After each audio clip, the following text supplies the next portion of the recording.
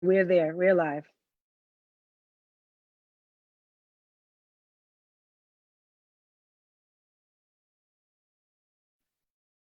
You hear me? We're live. You got to unmute yourself. I'm here. Hello, everybody. Welcome to our very first Canna Chat of the day. We wanted to start the day on a very current note. We're going to address COV or COVID-19, Corona, whatever we're calling it, current pandemic in relations to cannabis. We have some really amazing professionals lined up today to speak to the current state of it. We have our one and only man who will be joining us for the day, Dr. Robb, who is the owner and founder of Dr. Robb Farms. He has a PhD in cannabis, and he knows everything about medicine and cannabis. We have Kate Madonna Hindes, who is a cannabis reporter. She's going to speak to current events in cannabis. We have Angela Thomas, a licensed social worker and a behavioral health specialist, who will give you tips on suggestions in coping through this very difficult time and how we can leverage cannabis at the moment. So I'll allow all of them to introduce themselves, and then Dr. Robb, take it from there. All right, sounds good. First and foremost, I am sincerely honored to be here. It means a lot to me, and I really do appreciate it. And I hope this is informational. So I'm a doctor. I don't look the part, but I'm a nerd. I do have a PhD. I'm by no means an epidemiologist, I will say that, but I am very scientifically literate and just a nerd in general. But I'm more than happy to talk about COVID-19 and cannabis in general. I'm the founder and CEO of Dr. Robb Farms, and we have cultivation primarily in California, and we're about to be launching in Massachusetts as well. But having said that, I do want to address what's going on with the current pandemic. And if you can kind of tell, it looks like all of us here are sheltering in place, which is a good thing. Cheers to that. But this gives us more time to consume cannabis, right? There you go. Unfortunately, there are some issues potentially with using cannabis and with this current pandemic. The coronavirus does infect the respiratory tract. And as we all know, one of the more popular ways of consuming cannabis is inhalation. This is both through smoking or through vaping. Unfortunately, using those types of methods does cause some irritation of the respiratory tract. Typically, in a world outside of the pandemic world, this is not an issue. This is not a big deal for most healthy individuals. However, we kind of want to make the assumption that chances are we might be getting this infection, and we kind of want to give our lungs the best chance they have to fight it off. And the reason why we're seeing so many people having issues with this particular coronavirus, for number one, is we have basically zero herd immunity. This is a novel, which means basically new virus that we are seeing, and so there's no herd immunity. People who compare this to the flu, this is not the flu. The flu is something that we have some level of immunity to. Now, there are other coronaviruses out there. However, this one is new to us, so we don't have very much protection against it. So we want to give our lungs and respiratory tract the best chance they have. Now, let's say outside of the pandemic world, 4 months ago, let's just say, everyone's doing fairly fine. If you're generally healthy and you've got a decent lung capacity and whatnot, smoking and vaping cannabis is not a significant issue. There is some level of irritation that does occur, and inhaling anything outside of just typical air can cause us a little bit of irritation and inflammation. Luckily with cannabis, we don't see those as a prolonged damage. However, at this point in time, we just want to give our lungs the best capacity to fight off this virus. And basically, Dr. Robb. Yes. Sorry to cut you off. Just no, of course. Question for clarity. Are we advising people to not consume smoking at all or find alternate methods, or are we advising them to scale back on their current? And we're speaking to people, generally healthy smokers with healthy lungs. Yes. What are we advising them to do right now? Well, I would never say I would advise any medical or give any medical advice right now based off of what we're seeing to anyone else. But I can tell you what I'm doing. And so, I'm a regular vapor. Very much enjoy vaping. I very much enjoy smoking as well.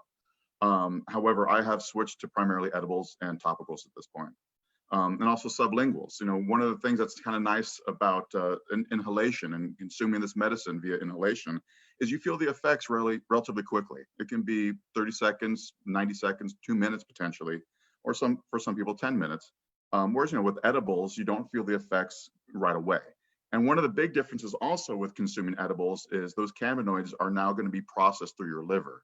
And so that THC, which normally when you inhale, it goes very quickly through your lungs into your bloodstream, goes up to your brain where the THC and other cannabinoids bind to the CB1 receptor. So when you consume an edible, the THC does get converted into what is called 11-hydroxy THC. Now, 11-hydroxy THC is a little bit of a smaller molecule, but it still binds that CB1 receptor, still gives you the medicated feeling that THC does. However, one big difference is it's very, very permeable across that blood-brain barrier. And therefore, when you consume an edible, it may take longer for those effects to hit, but when they hit, they tend to be stronger and longer. And so if you're not used to using edibles, kind of have a sense of, what is good for you personally. 5 milligrams, 10 milligrams for someone who has a very low tolerance or someone who never really consumes cannabis is right around where you want to be starting. There's also microdosing, which is very good for anti-anxiety. As we all probably have a little bit of anxiety going on. I support microdosing. I have anxiety, and microdosing has definitely helped me a lot. Exactly right. So around 2.5 milligrams is something you can take. Now, once again, this is different for every person. Some people have higher tolerances because they consume cannabis on a regular basis, and so they might need some more. One thing I do want to also talk about is that CBD is a great anti-anxiety medicine. CBD is an antagonist of THC, and too much THC can induce anxiety. And so CBD will actually counteract the effects of THC. And also one thing that's nice about CBD, it's a partial agonist, and that's just nerdy terms for it kind of partially binds to the serotonin receptor in our brains. One thing that's nice about that is, serotonin, as many of us may know, is kind of gives you that general feeling of well-being when it's triggered. And so that's, that CBD, when you consume it, even without THC, now granted, I do prefer to have all the cannabinoids together, but even without THC and the other cannabinoids, CBD does provide some level of anti-anxiety because it triggers the serotonin receptor as well.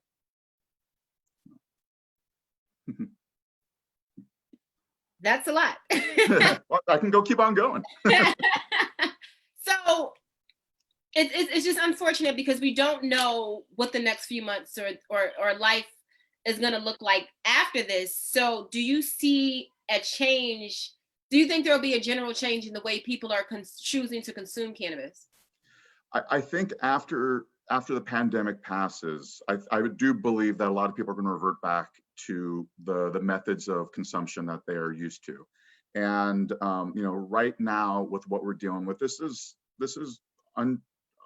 not completely new to us. We have had pandemics in the past, but this is new to this generation. Yeah. We've never seen this. 1918 was the last time we saw a true, real significant pandemic with the influenza virus that literally started in Kansas and at Fort Funston, and the World War I troops spread it all over America, or all over the world, basically. Well, back then we didn't have the ability to understand. We didn't know germ theory all that well. We didn't understand it was viruses. We understand that these are viruses. There are many things we don't know, but we know a lot now. And like I always like to say, there's a bastardized Latin term for knowledge is power, and the scientia potentia est. Knowledge is power, and anxiety comes from not knowing what's going on. So that pursuit of knowledge, that going and finding out information and educating yourself is so powerful in this time of uncertainty. And I'm a firm believer that after the pandemic passes, it will pass. Yes, we're going to lose a lot of our loved ones. It's going to be very emotionally disturbing for a lot of us, but the vast majority of us are going to survive. And the vast majority of us are going to go back to business as usual for a lot of things. Of course, there are a lot of things I think we should be addressing, as there are certain things in the system that seem to be broken that we should be addressing. Absolutely. But, yeah. And but for cannabis consumption, I think a lot of people are going to convert back. Amen. Thank you, Dr. Robb. Up next, we have Kate. Kate's going to speak to current news in the cannabis space. Take it away. Hi, I'm Kate Madonna, and I'm a reporter with the Fresh Toast. We syndicate over to the Chicago Tribune, London Times, just about everywhere. And I love what I do. I'm able to take medical terminology and make it better to understand, because not every doctor is like Dr. Robb. And most just use hard to understand concepts and words. And so it's my job and my goal to make things easy to understand. So as we're looking to where cannabis is and what its role is in COVID-19, we are in wholly uncharted territory, because as we know, we have a big lock on what we can do and can't do in medical research, which means that there isn't much research going on with a novel or new virus. So we know there's two issues going on. We have limited research, and we also have limited accessibility. MPP.org, you can go on their website, and they have one of the best up-to-date resources on what states are doing as far as medical marijuana and recreational marijuana and accessibility, which I think is a conversation that is just so important, especially right now with anxiety on the rise. So we know that news is always picking up, and states are always changing, but a lot of the states aren't offering delivery right now. And many of the states also aren't offering marijuana outside of medical as an essential service. So that's becoming an issue for many families around the nation.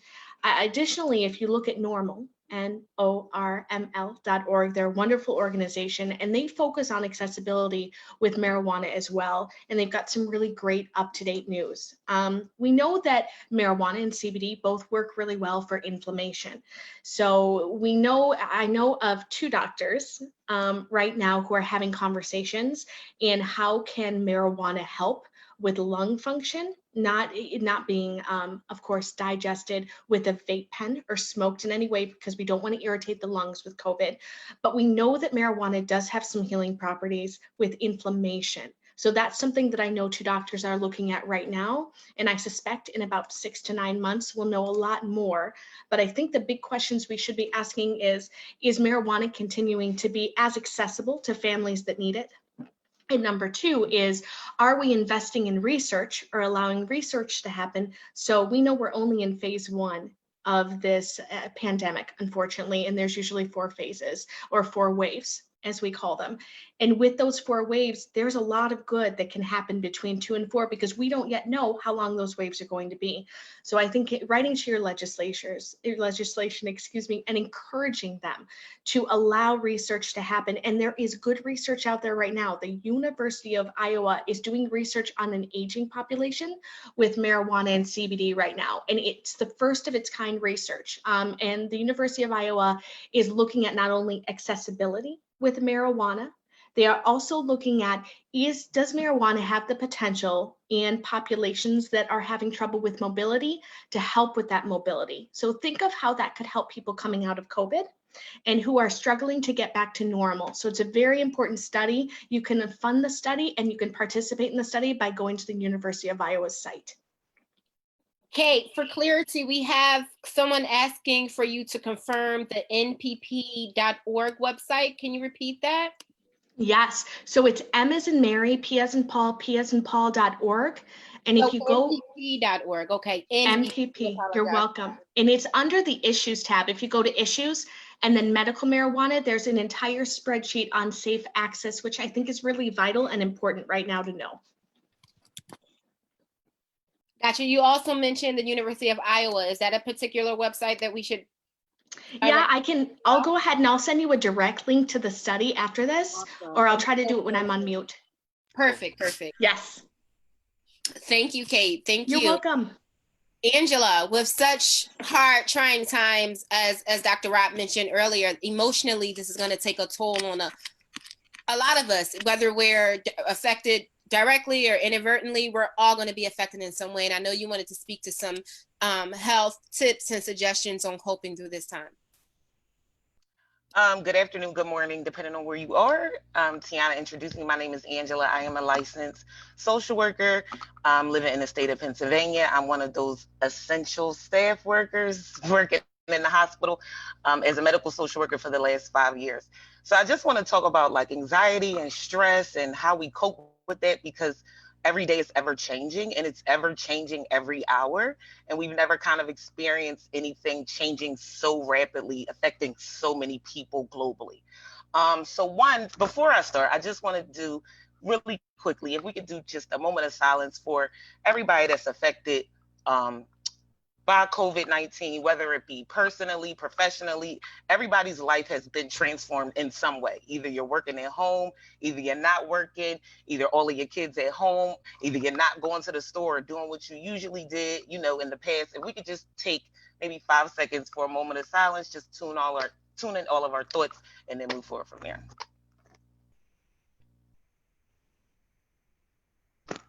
Okay. Just to start, as far as dealing with anxiety, what we want to do is try to start off our day with a purpose and intent. So we want to have an intentful day. So we might not be physically leaving the house, but the night before we go to bed, we want to map out a schedule of what our day will look like, to give us a purpose of why we're waking up, to give us something to look forward to. We have something to do. We have things we have to accomplish. We have tasks that we have to manage. So it's giving us something to look forward to versus always focusing on what's happening with the corona at this time. A lot of times, a lot of therapists, social workers, psychologists, we revert back to a psychologist named Abraham Maslow, and he talks about the hierarchy of needs. And what he says is, if your basic needs are not met, it's very difficult to function past that. So when I'm talking about basic needs, I'm talking about physiological needs. So COVID-19 has interrupted the basic needs as far as food, shelter, water, sleep, all of those things that we sometimes take for granted. This has kind of came and like interrupted all that. So one, if we can focus on having those things and not having to fear of not having those things, it will allow us to create a better mind space for us to be thankful or grateful for the things that we do have.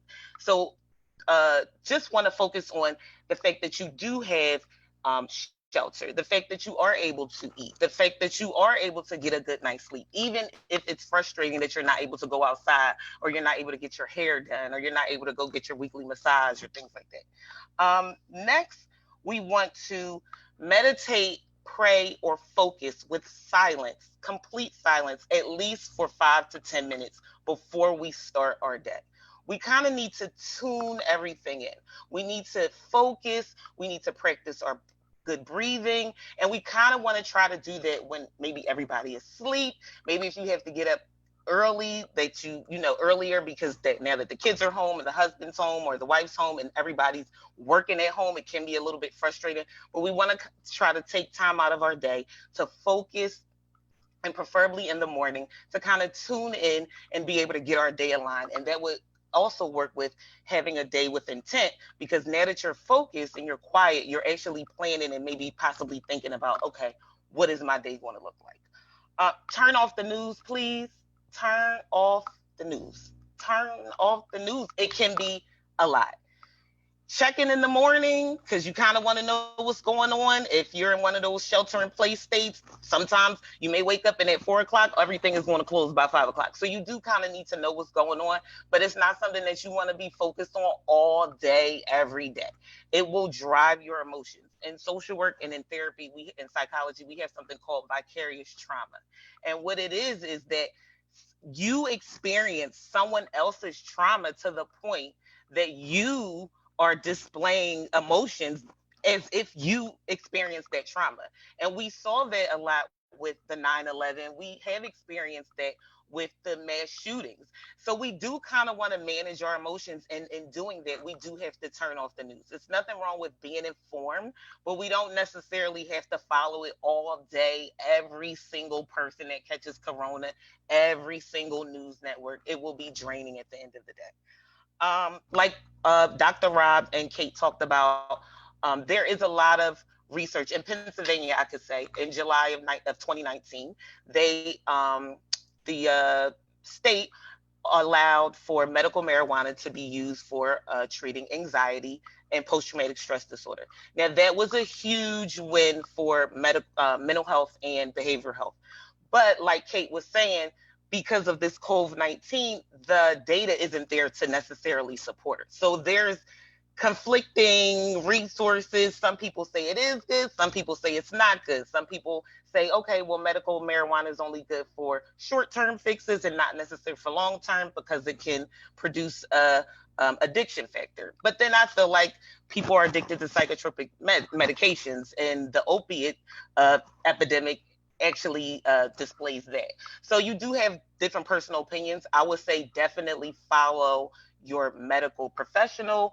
Don't do anything on your own. Don't become your own doctor. You definitely want to consult, even if it's a telehealth appointment, because everybody's doing telehealth appointments right now. So you definitely want to consult with a medical professional before you do anything as far as any kind of treatment.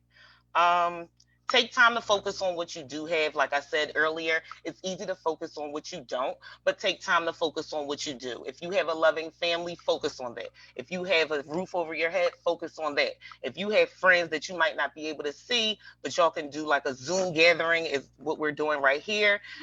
Focus on that. You know, so many people are finding creative ways and creative ideas to interact that we never even thought before. But now that we have the ability to use our mind, we can, and we have so many different tools as far as to assist us with technology. It makes it a lot easier. Have that dedicated alone space. It is definitely needed. Everybody needs to be able to unwind alone, even if it's in a car, even if it's in a bathroom, even if you have to schedule it. Like, schedule yourself alone time. Like, you need this time. Everything is changing ever so rapidly. You can only be so many things to so many people at so much. You need to be able to take time out for yourself to digress and just relax. If possible, learn a new hobby. We have a lot of time right now.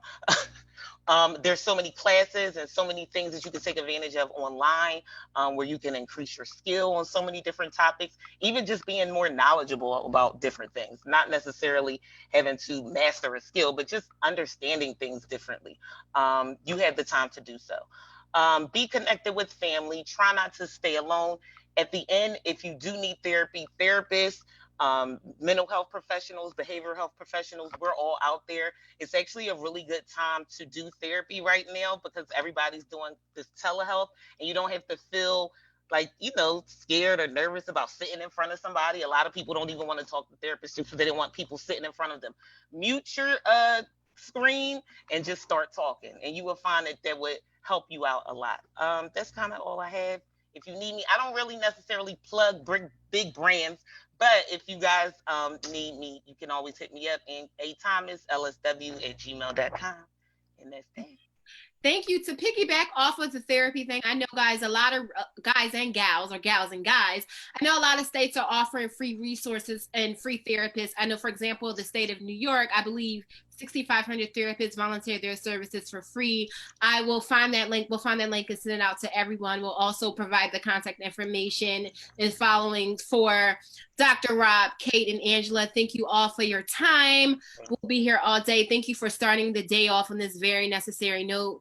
We appreciate you, and stay tuned for our next chat, which is Cannabis in the Media. Yay.